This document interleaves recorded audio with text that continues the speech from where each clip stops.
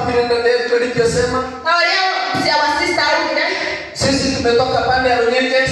Mama na mwana wa Runyenje. Kwa hivyo usiogope huko peke yako. Leo kama mtoto ndoleka. Kwa kupia pande hiyo. Wanapenda na mwana wako wao sio. Huko Runyenjes. Wakukuro Runyenje. Hiyo ndio shule yangu. Kwa nini kwa mama? Hiyo nyumbani mwangu. Ule kwa sio wewe. Lakini tukaenda mahali pengine tukaatakiwa tunaambia miliki hiyo nchi. No, tupakuwa tena na ndomele ya kero yangu apere. Nataka niko hivi siku ya leo. Na tena ukwenda na mbele yangu. Hali ambapo ulipo. Baliore. Enda umiliki ni kwa sababu hiyo ni mali yako. Kewe wapi na todo ndio yako. Ukiingia katika kambo. Ndio ndio ndio yako. Ingia na umiliki ile mali. Yana wewe apere. Ni kwa maana ni ile Bwana amekuahidi. Ndio ndio yako yako ile. Bwana asifiwe. Tukushukuru.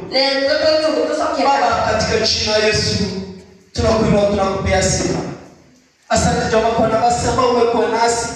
Kutoka Baba tulipoanzia mpaka dakika hii Baba tumechukua mkono wako.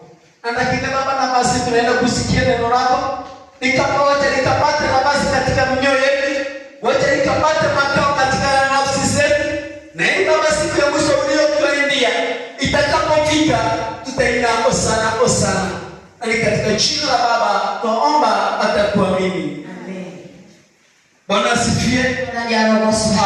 Kwa dakika kidogo sana Dakika hii mno ambayo tulipewa idiate kwa wakubwa. Nataka tukaone neno ambalo tuliko nayo. Ndio tukade kiwa tuwe